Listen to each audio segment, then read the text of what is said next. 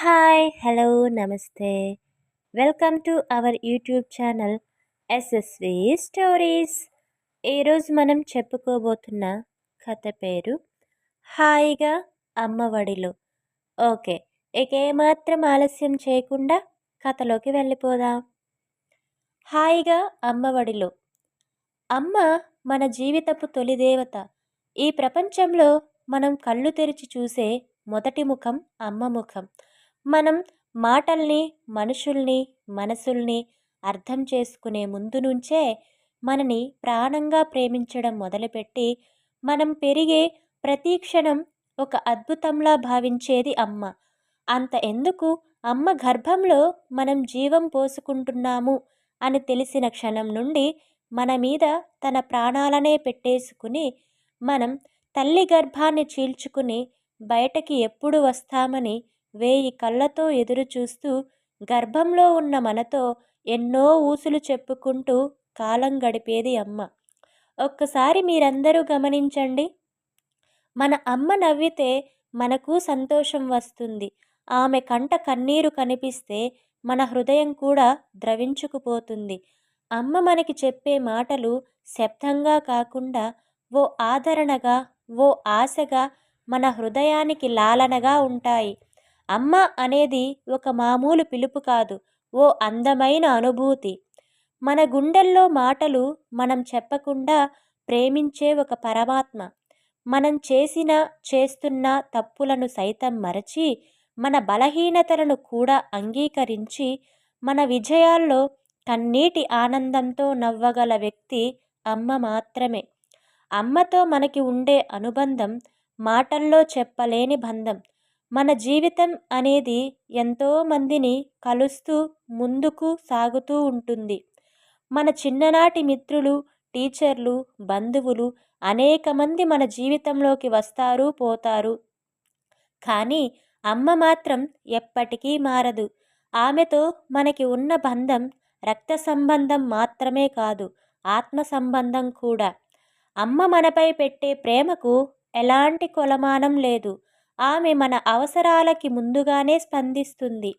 మనం ఆకలిగా ఉన్నామని చెప్పకముందే ఆమె మన ఆకలిని గుర్తించి అన్నం తినిపిస్తుంది, మన కడుపు నింపుతుంది.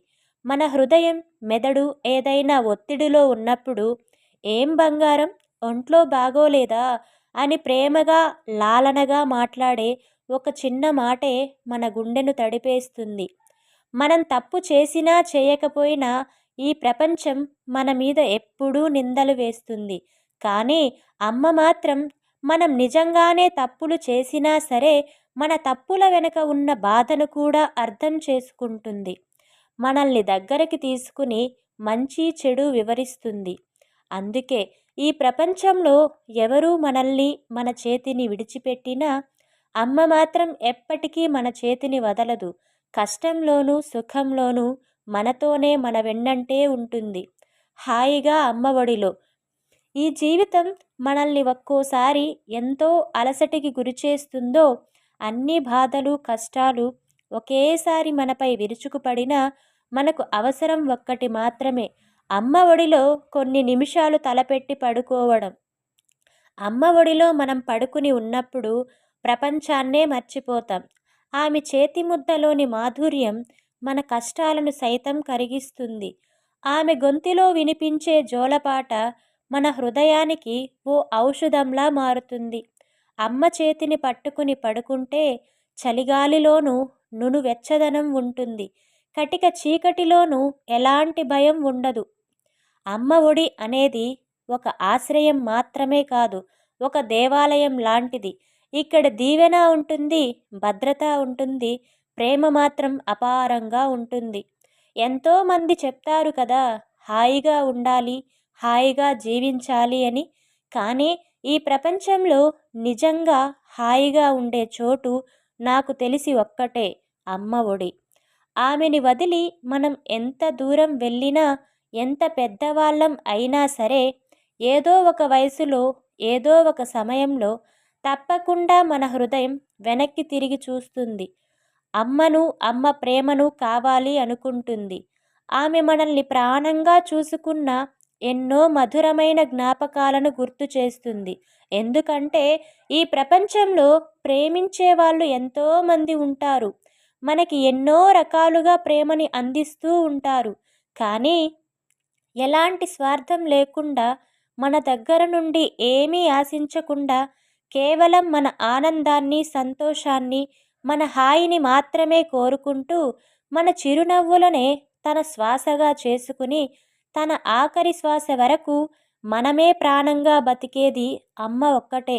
ఎప్పుడైనా మనం బాధల్లో మునిగిపోయి మౌనంగా ఉండిపోతే, మన చుట్టూ ఎంతోమంది ఉన్నా కూడా మనకి ఒంటరిగా అనిపిస్తే, ఒక్కసారి అమ్మ ఒడిలో కళ్ళు మూసుకుని అమ్మ నడుము చుట్టుకుని పడుకోండి. అప్పుడు మీ హృదయమే మీకు చెబుతుంది, ఇది నా ప్రపంచం, ఇది మా అమ్మ. ఈ అమ్మ ప్రేమ, అమ్మ ఒడి మాకు మాత్రమే సొంతం అని. కేవలం అమ్మ ఒడిలో మాత్రమే నాకు, నా మనసుకి హాయిగా ఉండే అవకాశం లభిస్తుంది అని. ఈ ప్రపంచంలో స్వార్థపూరిత మనుషులు ఉన్న ఈ సమాజంలో మనం హాయిగా జీవించాలి అంటే మనం ఏ చిన్న విషయాన్ని మనసుకి తీసుకోకూడదు. ఎవరో అనే పిచ్చి మాటల్ని, వేసే నిందలని పట్టించుకుంటూ హాయిగా సాగిపోతున్న మన జీవితాన్ని ప్రశాంతత లేకుండా మార్చుకోకూడదు. వీధిలో వెళ్తుంటే ఎన్నో కుక్కలు మురుగుతూ ఉంటాయి. కుక్కల జోలికి వెళ్ళి మనకి కోరి ప్రమాదాలను తెచ్చుకోకూడదు. మన మెదడులోకి కానీ, మన మనసులోకి కానీ ఎలాంటి అనవసరపు ఆలోచనలని రానివ్వకూడదు. అప్పుడే ప్రతి మనిషి హాయిగా జీవించవచ్చు. మన ఆలోచనలను అన్నీ మన కోసం, మనల్ని ప్రేమించే మన కుటుంబం కోసం, మన బంగారు భవిష్యత్ కోసం చేస్తే చాలు. ఎప్పుడైతే అవసరం లేని ఆలోచనలకి మనం దూరంగా ఉంటామో, అప్పుడు ఆటోమేటిక్గా మనం అమ్మ ఒడిలో ఉన్నంత హాయిగా ఉంటాం. మీకు మన స్టోరీస్ కనుక నచ్చుతున్నట్టయితే please like, share, comment and subscribe.